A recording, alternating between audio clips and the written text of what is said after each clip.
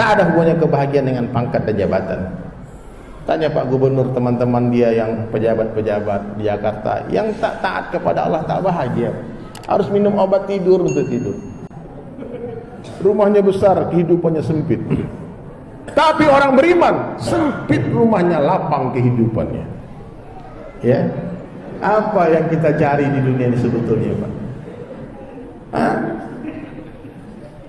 Sayyidina Ali mengatakan dunia ini halalnya dihisab, haramnya diazab. Tapi Sayyidina Abu Bakar cerdas, Pak. Dia doa, ya Allah, hilangkanlah dunia dari hatiku, bukan dari tanganku. Oh mantap banget. Hati ini baitullah bunda. Jamaah, hati ini rumahnya Allah, singgasananya Allah. Tidak boleh ada makhluk di dalamnya. Tidak boleh ada dunia di dalam hati. Hanya Allah Ta'ala di hati kita. Gimana caranya? Masukkan kebesaran Allah ke hati. Bersihkan hati. Karena ayam tidak akan mau masuk ke dalam kandang selagi masih ada musang di dalam kandang itu. Maka orang cerdas dia tahu bagaimana supaya ayam ini nyaman dalam kandang. Dia bersihkan kandang itu, dikeluarkan musang, barulah ayam masuk dengan sendirinya.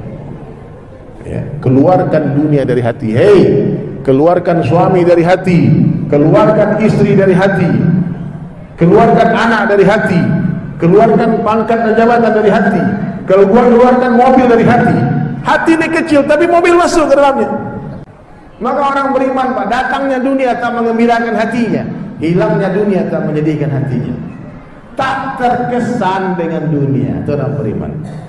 Karena dia tahu tidak ada apa-apanya dunia. Nah, ini harus dipahami hadirin bunda.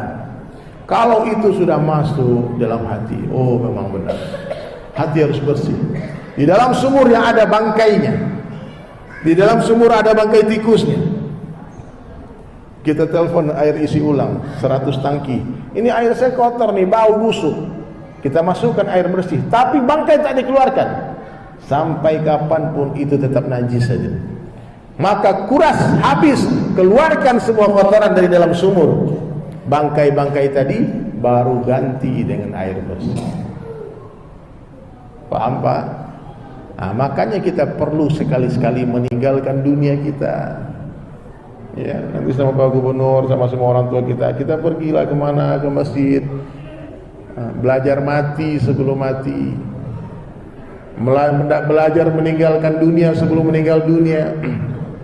Melatih istri jadi jando. Nah, karena bapak-bapak ini biasanya laki-laki ini tak panjang umurnya, Pak. Biasanya, Pak, biasanya ada juga yang panjang, tapi rata-rata kita laki-laki ini mati lebih duluan, Pak. Karena banyak makan hati. Maka ibu-ibu ya sama suami itu baik-baik biar panjang umur suaminya. Pulang ke rumah itu jangan ditanya dari mana, sama siapa, kemana, itu gak boleh. Ini hati-hati, Pak. Ini adab-adab di rumah tangga nih. Saya ingatkan karena banyak ibu-ibu yang datang. Bu, sama suami itu jadilah wanita terbaik. Yang kalau dia bicara, kalau kalian bicara menyenangkan hati suami. Kalau suami pergi, rindu dia pulang ke rumah ingin menatap wajah istrinya. Jangan sampai di dalam handphone suami ada kuntilanak. Dicek siapa kuntilanak, Bang? Itu orang rumah katanya. Iya, Pak. Dia pulang lebih dahsyat dari Kapolsek ini ya, dari Polres interogasinya. Dari mana, Bang? Mana? Sebaik-baik wanita yang paling pandai menyenangkan hati suaminya, yang menyejukkan pandangan suaminya, yang tak pernah bicara keras-keras sama suaminya. Dan sebaik laki-laki yang paling baik kepada keluarganya, yang paling sayang kepada ahlinya. Pak, kita ini laki-laki bisa baik-baik sama orang lain, Pak, karena kita jaga image. Takut kita dibilang orang jahat kan? Tapi sama keluarga, sama adik, sama abang, sama istri, sama anak, kadang-kadang kayak monster. Apa ngomong? Karena kita tahu kita marah pun dia tetap adik kita.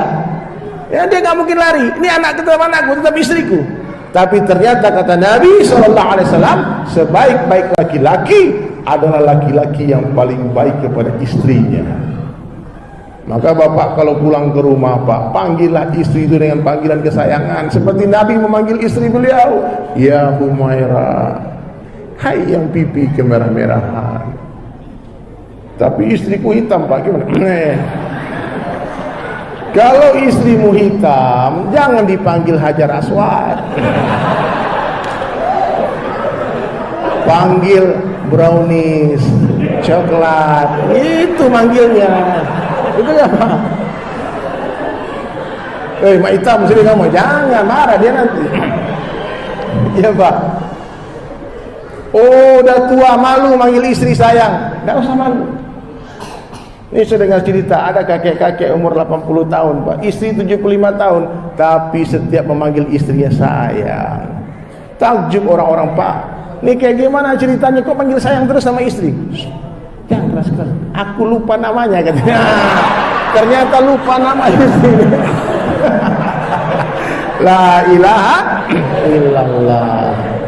Jadi itulah hadirin sekalian, orang beriman itu hebat hidupnya. Di rumah hidup sunnah, makan sama istri suap-suapan. Kapan terakhir suapi istri, Pak? Ini Rasulullah, Bunda, ini dengar. Kalau Nabi makan dengan istrinya, Nabi suapi istri beliau Ummahatul Mukminin menyuapi Nabi. Selesai makan, Nabi memegang tangan Ummahatul Mukminin dan membersihkan sisa makanan dengan mulutnya. Romantis nggak, Pak? So sweet nggak? So sweet. Begitu. Ini bapak-bapak ini, mohon maaf, ini bukan di sini ya. Kalau di tempat lain ini bapak-bapak ini banyak nakal, Bunda. Wah, banyak nakal. Di sini enggak ada bedanya, Pak.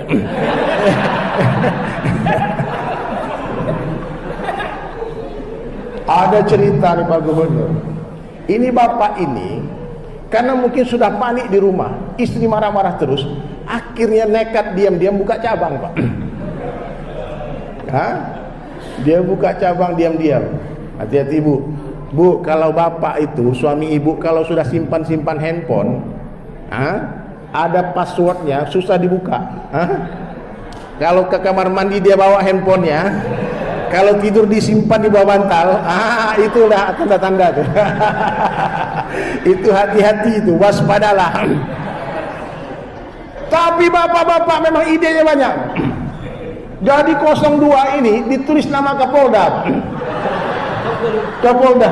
Jadi kalau nelpon istri tak berani angkat. PD taruh handphone, biasanya Kapolda mungkin diangkat. Suatu kali dia mandi, handphone taruh di atas kulkas. Istri sayang sama suami bikinkan kopi. Masa air panas, kopi sudah dimasukkan, tiba-tiba bunyi handphone, Kapolda telepon. Tak berani ngangkat. Nah, Kapoldanya. Nanti tunggu abang.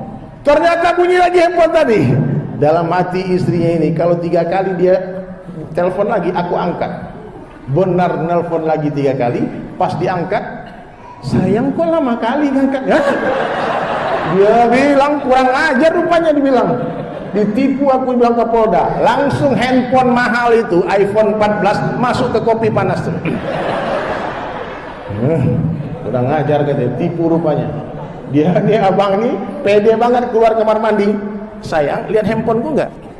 Kata istri itu lagi ngopi sama Kapolda. La ilaha illallah. Maka ibu-ibu jangan galak-galak ya. Biar suaminya enggak buka cabang lagi. Tapi kalaupun itu terjadi, ada lagunya. Oh, apa yang terjadi, terjadilah. Ikhlaskan. Senang gak, Pak? Senang, Pak. Tapi intinya jangan sekali-kali menantang syariat Islam. Kalau tak mampu, katakan ya Allah, aku tak mampu ya Allah. Jangan kau beri aku ujian yang berat-berat ya Allah. Tak mampu aku berbagi ya Allah. Itu doanya. Tapi ada ibu-ibu bilang, aku anti poligami, umpama gitu, Pak. Itu murtad, langsung detik itu dia keluar dari Islam. Ini hati-hati, saya bicara syariat. Ibu nggak boleh ngomong itu ya, anti dengan ayat Allah, nggak boleh. Bapak-bapak juga begitu, jangan zalim, jangan tipu-tipu. Belajar dari kiai-kiai kita, guru-guru kita. Ada undang-undangnya dalam negara kita nih, harus tanda tangan 01, baru 02 datang. Jangan Kapolda, Kapolres, Kapolsek mainnya. Ya, jangan tipu-tipu, nanti tak bahagia hidup kita. Betul nggak Bunda? Tidak ada dusta di antara kita. Itulah rumah tangga. Allahu Akbar. La ilaha illallah. Makanya Bunda, perbaiki hati.